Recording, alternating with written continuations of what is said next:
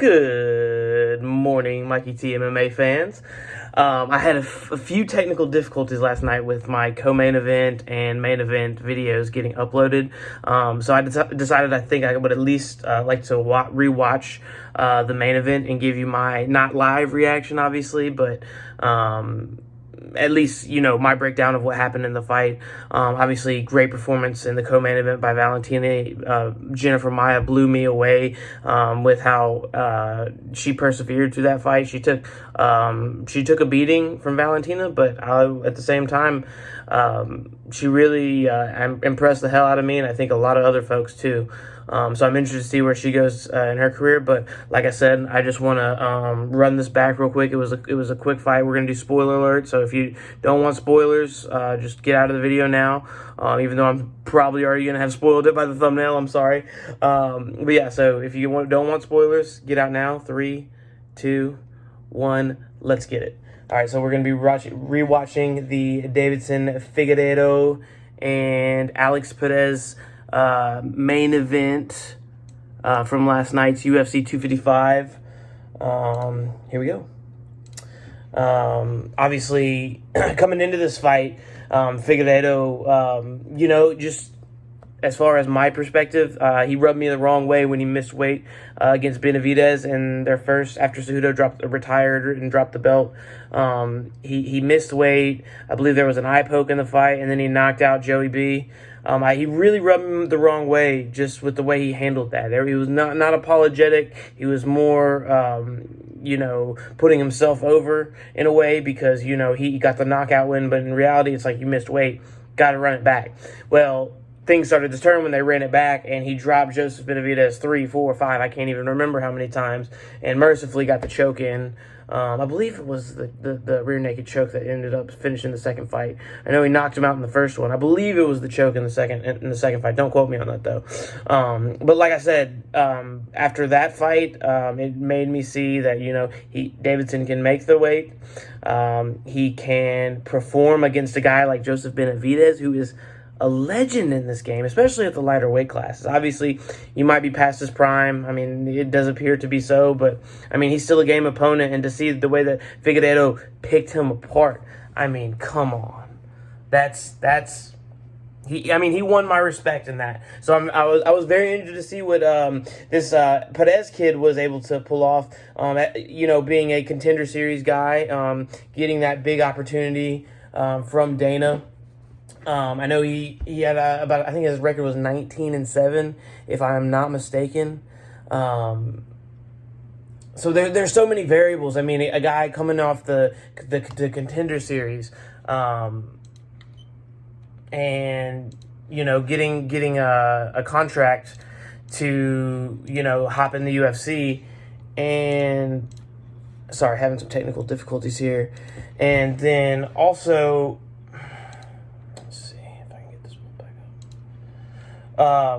Like I was saying, just a guy coming back from the Contender Series, you get a few wins in the UFC, and the next thing you know, you're a late minute replacement for Cody Garbrandt.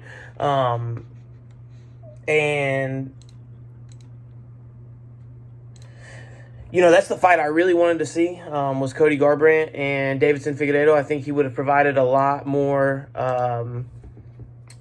problems for Figueiredo. I believe they have already signed 21 days from now. I think it will be 20 days from now that Figueiredo will fight Moreno, who also had a great performance, defeating Brandon Royval. Unfortunate injury, but Moreno was giving him the work before the injury. The injury was just the icing on the cake. I'm going to try to get this video back up real quick. If you can just bear with me for 1 second. But yeah, like I said, I thought Perez really made a good showing of himself. I mean, he had Davidson in positions that it really wasn't, put in against a guy like even Benavidez, which is crazy. I mean, and that's just a testament to styles make fights. And with that being said, Benavidez and Perez are two completely different fighters. So it is very interesting to see the way that Perez was able to give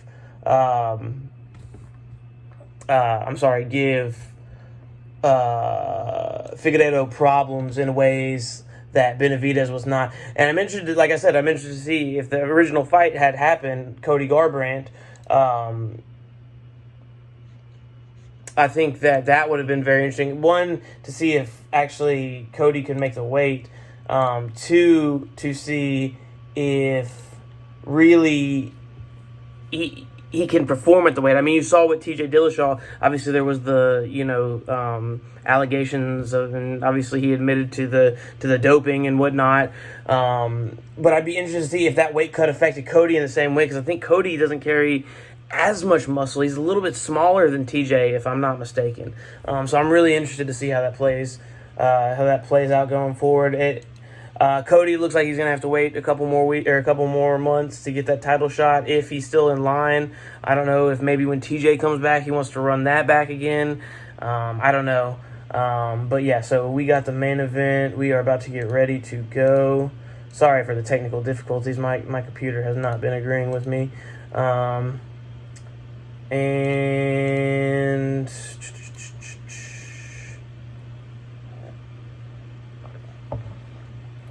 here we go. All right, so I'm just going to break it down. It was a real quick fight, like I said. Both guys showed me things I didn't expect to see. I really thought Davidson was going to be able to, put the hands on this young man, this young inexperienced. I mean, I don't want to say inexperienced relative to the UFC game.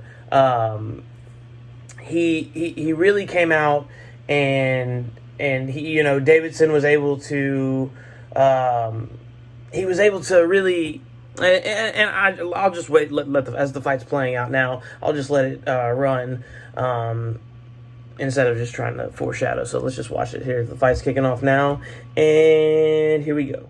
So right off the bat, Davidson pressures forward. Perez with a nice body kick, but it comes up short. Perez is actually pushing the pace. Davidson throws a push kick to the head, comes up short. Perez is actually the one pushing Davidson on his back foot towards the cage, but yet Figueiredo is still in and out with the head movement, having and a good body kick from Figueiredo. Perez did not like that at all. But Perez is still moving forward. He's still the one pushing Davidson back. It does look like Davidson is the one who's really just... and good combo from Perez. That left hook almost landed on the chin. Very nice work from Perez. I forgot how nice that combo was. Obviously, just 45 seconds into the fight. And a big body kick from Davidson. But Perez fires his own body kick back. There might have been an eye poke there. Davidson, his head movement is beautiful. He's in and out, bobbing and weaving. Man, okay. So, good body shot by Davidson. But Perez gets his footwork and gets back to where he's pressuring Davidson up against the fence. Good leg kick followed by a great body kick by Perez. I forgot about that, man. I'm so glad I'm getting to rewatch this. I hate the technical difficulties that had to happen. This is it. Perez goes for the takedown. And Davidson stops it. It looks like this is where, if I'm not mistaken, he's got the high crotch, does Perez, and he goes for the trip. And I believe, if I'm not mistaken, Davidson rolls in for the leg lock. He's not really going to complete this leg lock, or he wasn't going to try to complete the leg lock. He was just using it to transition, and he ended up rolling over into guard and just grasping on the guillotine. And this is what I thought Perez's big mistake was. He didn't. It is one of those things that happens so quickly. It's unless you make the decision within the first 3 seconds to defend the right way, you're really not going to have a chance to get out of it, regardless of how great of a grappler you are. He made the mistake of, hold on, let me run that back real quick so I can try to break that down. He made the mistake of giving Davidson all the leverage that he needed, just because instead of trying to break the legs around the guard of Davidson, he kind of leaned up, which really gave Davidson all the torque he needed. And just a master performance by Davidson Figueiredo gets Alex Perez out of there in under 2 minutes. Like I said, I would have loved to see the Garbrandt fight. This is Perez. I'll definitely be a fan of his now after seeing how tough he was against Davidson. He gave Davidson looks that, like I said, Joey B couldn't give him. So, like I said, very interested to see this Figueiredo and Moreno fight coming up in 20 or 21 days. I guess it would be 20 days now, but interested to see if Cody Garbrandt can get back in the mix or if he wants to get back up into bantamweight. We'll see, but just an overall masterful performance by Davidson, masterful performance by Valentina. Very impressed by Perez and as well as Jennifer Maia, two big underdogs coming into the night, and really just outperformed. I don't want to say outperformed necessarily because they all both obviously came up short. Perez lost in 2 minutes, but they definitely made fans out of me just by their resilience and the way that they didn't just give in. Like, a lot of people would go in there against Rousey and they were defeated, or Mike Tyson, or Conor McGregor, or Khabib, just these guys, or John Jones, guys, Francis Ngannou, guys that you're defeated, or you go into the fight, you're already defeated just because of, you're in your own head and what could happen. So I was very impressed with the way that they handled themselves, especially Jennifer Maia, making it to decision and even possibly definitely winning a round in there as well. But like I said, sorry for the technical difficulties last night. If you guys want me to do a full show recap later, I'd be more than happy to do so. This was just wanted to be the little main event. Breakdown video, since what technical difficulties didn't allow me to get that posted last night. But like I said, thank you guys for watching. Please hit that like, that subscribe, that share. It goes a long way. I appreciate each and every one of you for watching. And on that note, we are